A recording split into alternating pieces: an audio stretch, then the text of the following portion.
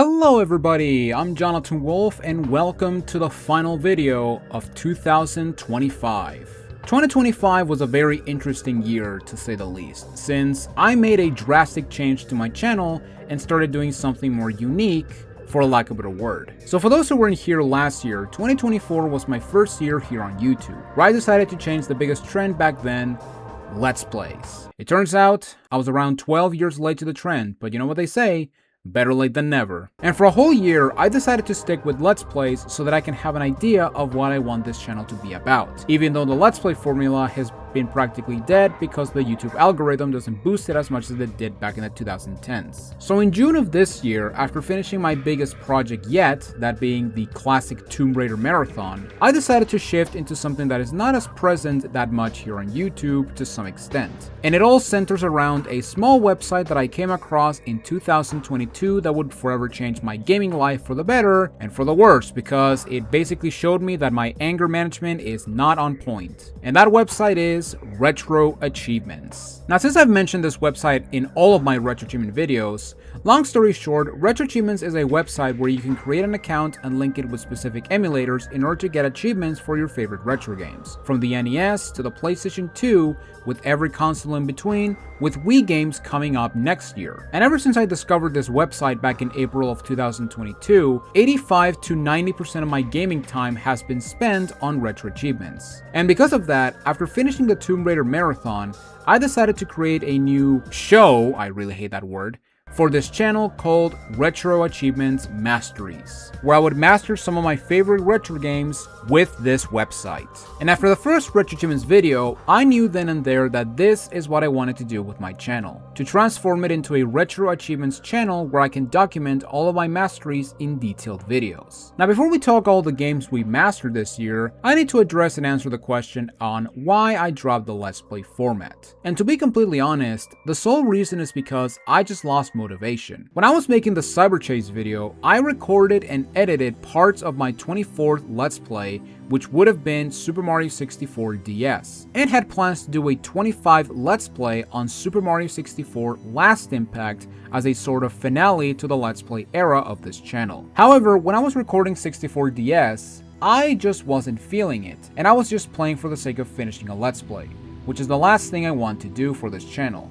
Make videos just to fulfill a quota. Not to mention that eventually I would have to play this game again for this channel in the form of a mastery for retro achievements. So I decided to stop forcing myself with the Let's Plays and started to think about what I want to do with this channel. And that's when I decided to focus more on retro achievements. So on July 16, after releasing the Luigi's Mansion video, I decided to focus on doing nothing but retro achievements content, and during our first year of retro achievement masteries, we managed to master 17 different games. Now, technically, we mastered 14, but we'll count the extra 3 for the sake of not confusing newcomers. Now, out of the 17 games I've mastered in this year, 11 of them were games I did as Let's Plays during 2024, and that was completely intentional, since I wanted to tackle games I was familiar, so that later down the road we can head into uncharted territory, as I later did with Alien Trilogy, Sly Cooper, and Metroid Prime. Now, to be fair, the Uncharted masteries were really not new, since every mastery I've done so far, I've also mastered them on my personal account, where I've mastered 140 sets as of making this video. And the reason is because when I play games for the first time, I want to experience them by myself, especially if it's a game I really want to try out. That said, that doesn't mean that I will never do a blind mastery for this series, as I have specific games I want to master first for this channel before I do them personally. But as I master these games, I decided to share my mastery playthroughs by creating a brand new archives channel where I upload every single one of my masteries in full with little editing, so that you can see how I mastered these games and what areas I struggled during my mastery. Since without this channel, my Retro Achievements video would be around 3 hours long if I decided to show every detail, which thank God I don't do that. Otherwise, I would have mastered less games this year. As I was making these Retro Achievement videos, I was starting to slowly understand how I wanted to structure these videos. Instead of being an in-depth guide on the achievement set, which would include a sort of review of the main story of the game in some regard, I decided to give focus to the extra achievements that require some clever thinking and strategies in order to achieve them. And you can very clearly see the difference in how I presented this structure if you compare the Crash 2 video with a future one like Sly Cooper or Metroid Prime, since Crash 2's video was a detailed guide not just on the set, but the game in general, which is why the video was almost 2 hours long. But then I did the Toy Story 2 video, and that's when I finally figured out how I wanted to present these videos. A general guide on mastering the game being tackled while skipping controls and level walkthroughs and focusing more on the more difficult achievements that a set has to offer. Now, because RetroAchiever allows me to play whatever game I want, when it comes to choosing the game I want to master, I really don't care about what game I'm mastering, with the exception of two important aspects. The first one is, when it comes to an established franchise like Metroid, Mega Man, or Tomb Raider, I want to tackle the series in chronological order and not skip games for the sake of order. Although, there will be times where I could make an exception, like tackling the 2D and 3D Mario games separately, the same way I'm doing it with Metroid. And as a bonus, when it comes to ROM hacks or remakes of certain games, I want to tackle the original game before I expand into more creative games using existing engines. And the second aspect when it comes to choosing the game is that there will be games I want to master as ways to celebrate special occasions. For example, 2026 marks the 40th anniversary of the Metroid franchise and the 30th anniversary of the Tomb Raider franchise. So to celebrate, I will master Super Metroid and the first Tomb Raider game when the anniversaries drop. I also want to master special games every time we reach a subscriber milestone, like Super Mario Kart at 500 and Slide 2 at 2000. And I also want to master special games for every 25 masteries, like my very first ROM hack for my 25th mastery, and at 75 masteries, I will master my first Pokemon game. And yes, there have been other celebrations, like mastering Luigi's Mansion on the 1-year anniversary of GameCube being supported with retro achievements, or Alien Trilogy for Halloween, which is my favorite day of the year. But besides those other celebrations, all other games are games I want to tackle because I want to, damn it, you cannot force me. However, even though I have free will on choosing the games, we also have the discussion of what happens when you master a game that has other console versions who also have achievement sets, like the Resident Evil games, for example. Like I mentioned during the Toy Story 2 video, let's pretend we have a game with two versions where its achievement sets are 100% the same. Same number of achievements, same requirements, same everything. And then let's have a game with the same aspects as the first example, only that there are achievements that are exclusive to one set while the other set also has exclusive achievements. If we have a case of the former, I will combine both versions into one video. And the way I'll structure it is give priority to the preferred version I want to tackle, and then talk about the other version, whether it's control differences, achievements being trickier than others, whatever. I will mention and show differences that can be found in other versions, because if I were to make a video about the second version, or even third version, it would basically be a repeat of the first video, which I want to avoid doing that for the sake of repetitiveness. Not to mention, people may think it's a re-upload, so there you go. However, if we have the case of the latter, I'm going to do one of two options. The first option is I will do the same as example 1 and combine all versions into one video, but this time addressing the exclusive achievements of the other version after tackling the main version, which is something I did with the Alien Trilogy video, where I covered the PlayStation version and then I talked about the exclusive achievements of the Saturn version. And the second option is to make a separate video talking only about the exclusive achievements in a way similar to my Crash 2 set revision video, where I only cover the new achievements that were added. But it all depends on the game and achievement sets, also if the second version has achievement sets in the first place, because if I'm doing a game that doesn't have a second version but later gets a second version, then we're gonna do example 2. Now, the only time I'll do two separate videos on the same game is if the game has two versions that are 100% different to each other. Example of this would be Cyber Chase on PS1 and GBA, so that's basically how I decided to make my RetroAchiever masteries. And that's basically everything I made during this year since July. Now let's talk about and rank every game I played this year for the channel. Starting with the Let's Plays, since I only made 7 of them and there are really not much to mention about them. At the beginning of this year, I did a classic Tomb Raider marathon, where I played through all 6 core design Tomb Raider games back to back in a weekday upload schedule. And this project was my absolute favorite thing I've done during my Let's Play era. And for this marathon, I basically played through every single level, including the Croft Manor tutorials, as well as the gold expansions from 1 to 3 and the Times exclusive level from 4. And I also beat every game with a personal challenge of getting all secrets while using no med packs, plus some other challenges challenges like doing a no pistol run in Tomb Raider 4. This marathon was something I wanted to do ever since I started the channel, but I decided to wait until I got more comfortable making videos. And the final product ended up being one of my best playthroughs yet. After that, I uploaded the Crash Bandicoot RetroAchievers video, and in between that and Luigi's Mansion, I did a Task Wanted playthrough as the final Let's Play, which at the end it was a bit of a letdown after the marathon, but this was a game I had on the back burner since I was originally going to do this game last year, but decided to change it for AVP Requiem.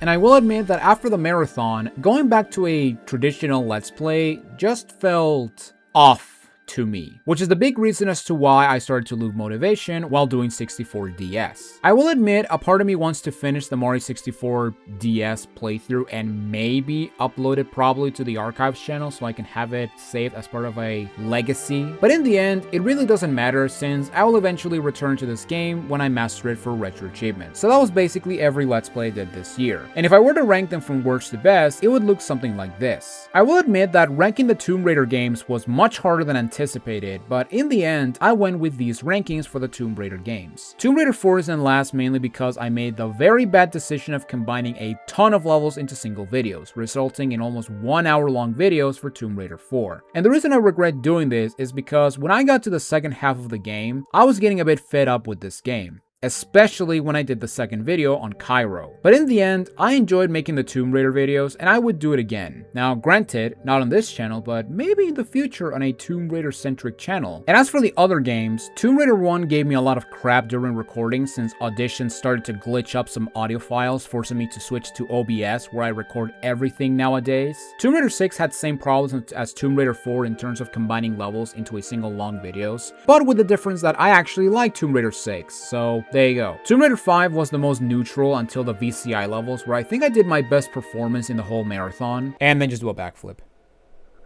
And overshoot, and kill ourselves. And ladies and gentlemen, we suffered our very first death in Tomb Raider 5. Except for that, Tomb Raider 2 was the game that made me comfortable with the walkthrough mentality, and Tomb Raider 3 was the most fun game overall, and it finally dethroned Tomb Raider 2 as my favorite Tomb Raider game. Plus, I also made my first April Fool's video with that playthrough, and you bet I'll make another one for RetroAchievers. So those were the Let's Plays.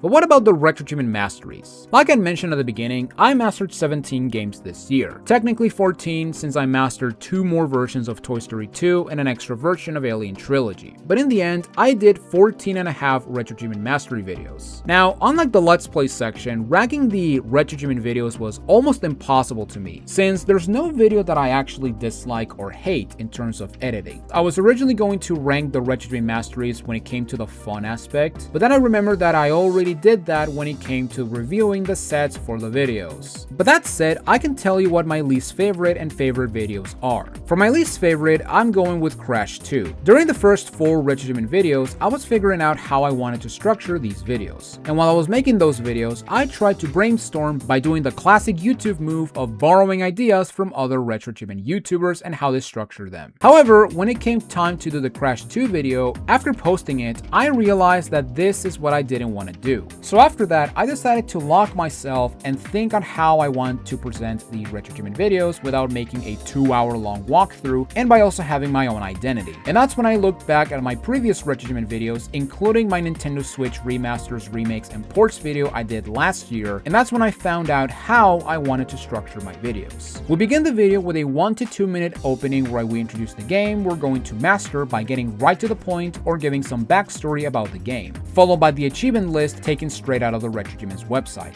And once we begin the mastery process, if we have to do a singular playthrough in order to master a game, I will do a general documentation of my journey as I get the progression achievements, but mainly talk about the extra challenge achievements, which is something I did with Metroid 2 and other games as well. However, if a game requires multiple playthroughs to master, for subsequent playthroughs I will skip pretty much the entire run and talk about the achievements we will get on those playthroughs, unless it's a speedrun achievement like the Metroid games. In that case, I'll give a very quick guide showcasing my route throughout the game. And once the game is mastered, we review the set based on the quality, difficulty, and fun on how it was to master the set. And once we give the reviews and also name the hardest achievement from that set, we end the video with a conclusion, a thank you to the developer or developers of the set, and we end with the neon background, and I thank you, the viewer, for watching. And once I found this structure, I started to employ it ever since the Kirby's Dream Land video. And when I did Metroid on the NES, that's where I nailed it and started to build all videos with that established structure. And because of that, my favorite video I did overall has to be Sly Cooper. Mainly because I feel the editing was the best, the footage I used was great,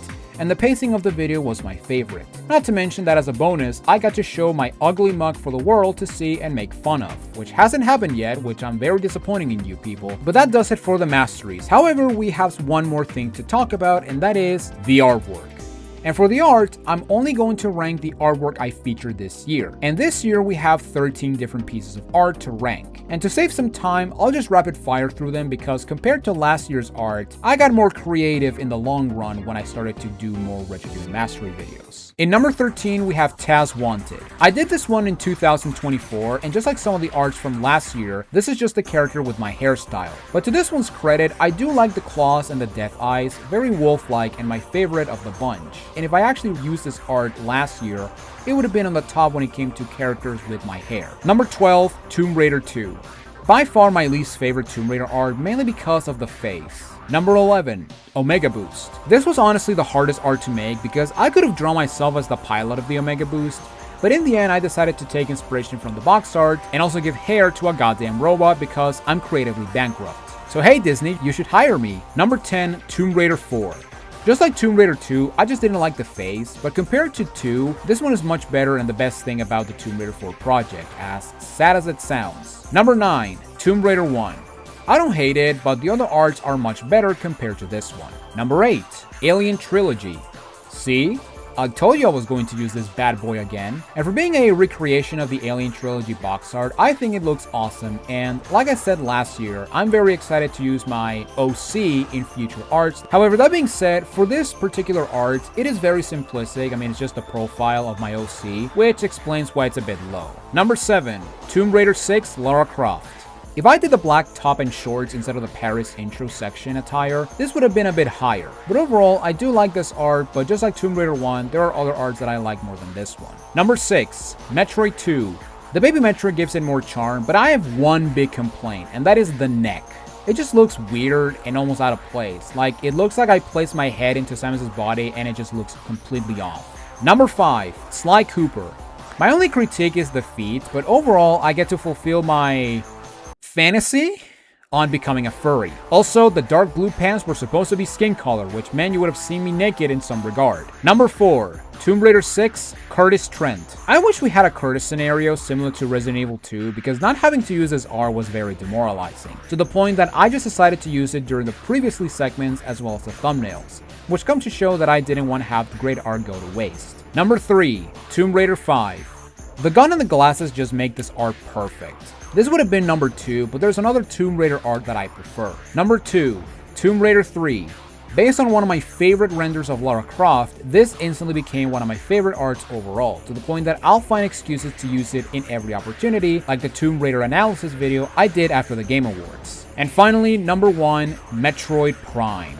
While I was making this art, I was thinking on what colors I could use to make it more personal. And after applying the colors, we end up with one of my favorite arts I've ever done in my drawing life. The pose is great, the colors of my shirt are used just right, and the dark blues as reference to my OC are a nice touch. And I'm so excited on how I can implement this color scheme into future Metroid art for future games. But that does it for everything regarding the channel. But we're not done yet, since there are a couple of awards I want to give to games I played this year. Similar to last year, I will give awards to my favorite game that came out this year, my favorite retro game I played this year, and my favorite game I played in 2025 overall. Starting with my favorite game that came out this year, compared to the 2 games I played last year, this year I played more than 2 that came out this year, so that's what I call character development. Now, to save some time, I'm going to give the award immediately, since out of all the games that I've played that came out this year, I've only truly beaten 3 of them. Those being the Tomb Raider 4 to 6 remasters, Hollow Knight Silksong, and what I will give as my favorite game that came out this year, Super Metroid X Fusion, a ROM hack of Super Metroid that reimagines Metroid Fusion in what is by far one of the hardest Metroid experience I've ever witnessed. If you've never played a Metroid game, I'm telling you, stay away from this game. Unlike OG Fusion, enemies do insane damage. There's a lot of BS moments where you can get one-shotted, which involves a lot of trial and error, which is by far my biggest complaint about the game overall. However, the scariest part of this ROM hack is the involvement of the SAX, which uses Samus's abilities to the max and even throws some curveballs that Fusion veterans will be thrown for a loop. And considering that this game will eventually have a retro achievement set, I'm very excited and scared as to what challenges we have to overcome in order to master this amazing fan game. But if you're a fan of Metroid Fusion, I highly recommend this ROM hack, even though it plays on the Super Metroid engine. So if you're not used to Super Metroid, then you're gonna have a tough time getting into it. But I can easily give this game my title for the best game that came out this year. For my favorite retro game I played this year, I'm going with Resident Evil Code Veronica X. So back in 2023, I played through the first Resident Evil for retro achievements with the director's cut. And after mastering it, I jumped into Resident Evil 2, only to drop it 30 minutes in because I was getting a little burned out. But back in March of this year, I decided to do a Resident Evil marathon for retro achievements, where I mastered Resident Evil 1, 2, Nemesis, and Code Veronica X. The first 3 on PlayStation 1, and Code Veronica for PlayStation 2. Now, I almost mastered 4, but I got incredibly stuck on Mercenaries to the point that I still haven't mastered the game. So I'm suffering what we gamers call proficiency deficiency. Now, that being said, out of all the Resident Evil games I've played, Code Veronica ended up being my favorite with 2 right on its tail. Code Veronica is a complicated game for some people. Some people love it, some say it's the worst classic Resident Evil game, and some say it's just in between. But after hearing people plead for a Code Veronica remake instead of a 4 remake, after playing through this game, I now understand why people want this game remade desperately. Code Veronica for me is classic Resident Evil at its best, filled with intricate puzzles, clever inventory management, and the best part of it, an actual insane challenge. Now, this isn't saying that the other RE games are easy peasy, but Code Veronica holds the title for one of the hardest games I've played and mastered this year, especially if you're going for an A rank. And with the A rank alone, it makes Code Veronica the hardest Resident Evil game I've played so far. And as someone who loves playing hard games, this was a nice challenge and a really enjoyable challenge when figuring out a definitive route for the A rank. And because of that, RE Code Veronica got my title for the best retro game I played in 2025. But finally, we have my favorite game I played this year, and it's Hollow Knight Silksong, a game that was in development heaven for 7 years, only for the game to come out and deliver everything and then some. Hollow Knight was my favorite game I played during lockdown back in 2020 and 2021, and the anticipation and mystery of Silksong's release was always speculated every time we got an E3 or a direct from the big 3, only for Team Cherry to release a trailer and mention, by the way, the game comes out in 2 weeks. Considering that Metroidvanias are some of my favorite games ever, I had no doubts that this game would deliver. And holy shit, this is one of the most beautiful gaming experiences I've had since my first time playing through Okami back in 2014. The art style is impeccable, the gameplay is perfect, the music... I've been listening to Choral Chambers on loop ever since I listened to it after arriving at the Citadel, and I can't stop listening to this masterpiece. That said, I do have some problems. I feel that the double contact damage is a bit too much for certain enemies. Not having a God Master area has me spoiled, although that will hopefully change with a future DLC, fingers crossed. But overall, Team Cherry has given us another masterpiece, and I'm so excited for the Sea of Sorrow DLC coming next year, and what challenges will make Steel Soul mode more challenging, since to this day, I still haven't beaten it, and I'm honestly terrified because, my god, I cannot imagine beating the game 100% with a permadeath rule. But with that, we are done with 2025. And just to be real for a moment, I want to thank you all for being part of this channel. Whether you joined during my Let's Play or Retro Achievements era, I really appreciate that you decided to stick around and try to figure out if I'm actually truly good at video games. Earlier in December, we reached 200 subscribers, and considering that I began this year around less than 90, it comes to show that I'm going in the right direction. 2026 is going to be filled with so many masteries that I really hope you look forward to, which will include our very first Retro Achievements Marathon, where I will master a franchise back to back in a way similar to the Tomb Raider Marathon, just to keep the marathon aspect alive in this channel. And considering I mastered the trilogy of a particular orange rat, I think it would be fitting to do a marathon based on a particular purple lizard. But with all that said, thank you all so much for watching my RetroAchiever videos, and thank you all so much for watching, for sticking with me for 2025. And I'm very excited as to what 2026 has to offer. But with that, thank you all so much for watching. Thank you all for watching this video, and I will see you all next year on my next RetroAchiever Mastery. Later, RetroAchievers, and I'll see you all in the next one.